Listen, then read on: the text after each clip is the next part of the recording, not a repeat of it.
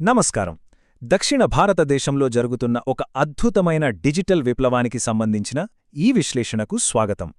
ఈరోజు మనమొక ఆసక్తికరమైన అంశాన్ని లోతుగా పరిశీలించబోతున్నాం. అదేంటంటే, మన రెండు డైనమిక్ రాష్ట్రాలైన ఆంధ్రప్రదేశ్ మరియు తెలంగాణ తమ ప్రభుత్వ పాలనను టెక్నాలజీతో ఏ విధంగా మార్చేస్తున్నాయో చూడబోతున్నాం. ప్రభుత్వ సేవలను నేరుగా పౌరుల చేతుల్లోకి ఎలా తీసుకొస్తున్నాయో, పాలనను ఎంత సింపుల్గా మార్చేస్తున్నాయో ఇప్పుడు మనం తెలుసుకుందాం. ఇక ఏమాత్రం ఆలస్యం చేయకుండా టాపిక్లోకి వెళ్దాం. మొదటగా మన మైండ్లోకి వచ్చే అతిపెద్ద ప్రశ్న ఇదే. ఒకసారి ఆలోచించండి. ఒకప్పుడు చిన్న సర్టిఫికేట్ కోసమో, ఫండ్స్ కోసమో ప్రభుత్వ ఆఫీసుల చుట్టూ చెప్పులు అరిగేలా తిరగాల్సొచ్చేది కదా. కాని ఇప్పుడు ప్రభుత్వానికి మరియు సామాన్యుడికి మధ్య ఉన్న ఆ గ్యాప్ ఎలా మాయమవుతుందో చూస్తే నిజంగా ఆశ్చర్యం వేస్తోంది. డిజిటల్ ఆవిష్కరణలు ప్రభుత్వాలను నేరుగా ప్రజల జేబుల్లోకి, అంటే వారి మొబైల్ ఫోన్ల ద్వారా ఎలా తీసుకొస్తున్నాయో ఇప్పుడు మనం గమనిద్దాం. అసలు ఈ గవర్నెన్స్ అంటే ఏంటో చూద్దాం. ఇది కేవలం ఆఫీసుల్లో 4 కంప్యూటర్లు పెట్టడం కాదు సుమా. ఫైళ్ల కట్టలతో నిండిపోయిన ప్రభుత్వ ఆఫీసులను చాలా ఈజీగా యాక్సెస్ చేయగల పారదర్శకమైన సేవలుగా మార్చడమే దీని ముఖ్య ఉద్దేశ్యం. సింపుల్గా చెప్పాలంటే, ఐటీ టెక్నాలజీని వాడి ప్రభుత్వ యంత్రాంగమంతా నేరుగా పౌరుల ఇళ్ల ముంగటుకు రావడమే ఈ గవర్నెన్స్. ముందుగా ఆంధ్రప్రదేశ్ రాష్ట్రం రియల్ టైమ్ గవర్నెన్స్ అంటే సత్వర పాలనను ఎలా అమలు చేస్తుందో చూద్దాం. ఆంధ్రప్రదేశ్ అప్రోచ్ చాలా యూనిక్గా ఉంటుంది. వీరు ప్రధానంగా రియల్ టైమ్ డేటాపై ఫోకస్ చేశారు. ఇందులో అత్యంత కీలకమైన ఆయుధం రియల్ టైమ్ గవర్నెన్స్ సొసైటీ, లేదా సింపుల్గా ఆర్టీజీఎస్. డ్రోన్లు, ఆర్టిఫిషియల్ ఇంటెలిజెన్స్ మరియు సీసీటీవీ నెట్వర్క్ లాంటి అత్యాధునిక టెక్నాలజీని వాడి అడ్మినిస్ట్రేషన్ చాలా వేగంగా ఉండేలా చూసుకుంటున్నారు. డేటా మొత్తాన్ని ఒకే దగ్గరకు తీసుకురావడం ద్వారా ప్రభుత్వ శాఖలన్నీ ఒక టీంలాగా వేగంగా స్పందించగలుగుతున్నాయి. ఈ ప్రాసెస్లో పౌరుల కోసం కొన్ని పవర్ఫుల్ ప్లాట్ఫామ్స్ తీసుకొచ్చారు. మీ సేవ ద్వారా వందలాది సర్టిఫికెట్లు, సేవలు ఒకే చోట దొరుకుతాయి. ఇక మీ భూమి ద్వారా రైతులు ఎంచెక్కా తమ భూ రికార్డులను మొబైల్లోనే చూసుకోవచ్చు. దానికి తోడు ఈ ప్రగతి అనే మరో బ్రహ్మాస్త్రముంది. ఇది వివిధ ప్రభుత్వ శాఖల మధ్య ఉన్న గోడలను బద్దలు కొట్టి సమాచారాన్ని ఒకే సిస్టమ్ కిందకు తెస్తుంది. 30 లక్షలు వినడానికి ఆశ్చర్యంగా ఉంది గదూ.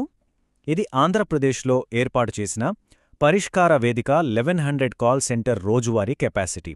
అంటే రాష్ట్రంలో ఎక్కడున్న పౌరులైనా సరే తమ సమస్యలను ఏకంగా రోజుకు 30 లక్షల కాల్స్ ద్వారా ప్రభుత్వానికి డైరెక్ట్గా చెప్పేలా, తక్షణ పరిష్కారం పొందేలా ఒక భారీ సిస్టమ్ను డిజైన్ చేశారు. అంతేకాదు, ప్రభుత్వ సబ్సిడీలు, సంక్షేమ పథకాలు ఏమాత్రం పక్కదారి పట్టకుండా సరైన వ్యక్తులకే చేరేలా పీపుల్ హబ్ అనే పక్కా డేటాబేస్ను కూడా రెడీ చేశారు. స్మార్ట్ పల్స్ సర్వే ద్వారా సేకరించి ఆధార్తో లింక్ చేసిన ఈ సిస్టమ్ను ఒక సింగిల్ సోర్స్ ఆఫ్ ట్రూత్గా పిలుస్తారు.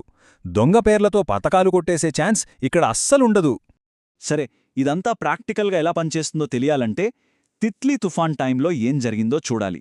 తుఫాను రాకముందే రాడార్ల ద్వారా పక్కాగా అలర్ట్స్ ఇవ్వడం, డ్రోన్ల ద్వారా ఆస్తి నష్టాన్ని వెంటనే అంచనా వేయడం, మరియు కేవలం 3 వారాల్లోనే బాధితుల అకౌంట్లలోకి డైరెక్ట్గా డబ్బులు జమ చేయడం. ఇదంతా చూస్తే డేటా ఆధారిత సంక్షోభ నిర్వహణ అనేది ఎంత పవర్ఫుల్గా ఉంటుందో మనకు క్లియర్గా అర్థమవుతోంది. ఇక ఇప్పుడు తెలంగాణ రాష్ట్రం డిజిటల్ మౌలిక సదుపాయాల పరంగా ఎలా దూసుకుపోతోందో చూద్దాం. ఇక్కడ ఈ రెండు రాష్ట్రాల అప్రోచ్ల మధ్య ఒక ఇంట్రెస్టింగ్ డిఫరెన్స్ ఉందండి. ఏపీ ఏమో డేటాను వాడి రియల్ టైం మానిటరింగ్ మీద ఫోకస్ చేస్తే, తెలంగాణ మాత్రం భారీ ఎత్తున ఫిజికల్ డిజిటల్ నెట్వర్క్లు నిర్మించడం మీద, సేవలను నేరుగా పౌరుల స్మార్ట్ ఫోన్లకు అందించడం మీద ఎక్కువ దృష్టి పెట్టింది. చిత్రంగా ఈ రెండు వేర్వేరు మార్గాలు కూడా పబ్లిక్ సర్వీసెస్ను మెరుగుపరచడంలో అద్భుతంగా సక్సెస్ అయ్యాయి. తెలంగాణ అప్రోచ్ ఎలా ఉంటుందంటే, టీ యాప్ ఫోలియో యాప్ తీసుకుంటే ఏకంగా ప్రభుత్వ ఆఫీస్నే మన స్మార్ట్ ఫోన్లోకి టచ్ చేసినట్లుంటుంది. ఇక పల్లెలో ఈ పంచాయత్ ద్వారా మంచి పారదర్శకత తీసుకొచ్చారు. మీ సేవ గురించి చెప్పాల్సిన పనేలేదు. దానికి తోడు రైతు బంధు, రైతు బీమా లాంటివి డిజిటల్గా రన్ అవడం వల్ల ఎలాంటి దళారులు లేకుండా నేరుగా రైతుల అకౌంట్లలోకే సాయం చేరుతోంది. కానీ తెలంగాణ డిజిటల్ ప్రాజెక్టుల్లో రారాజు లాంటిది ఈ టీ ఫైబర్. ఇది మామూలు ఐడియా కాదు. మిషన్ భగీరథ వాటర్ పైపుల కోసం తవ్విన కందకాలను వాడుకొని ఏకంగా 43,000 కిలోమీటర్ల మేర ఆప్టికల్ ఫైబర్ కేబుల్స్ వేసేశారు. 33 జిల్లాలు, 12,000 గ్రామాలు, 90 లక్షల ఇళ్ళు. ఈ ప్రాజెక్టు స్కేలు ఊహించుకుంటేనే నిజంగా మైండ్ బ్లాక్ అవుతుంది కదూ.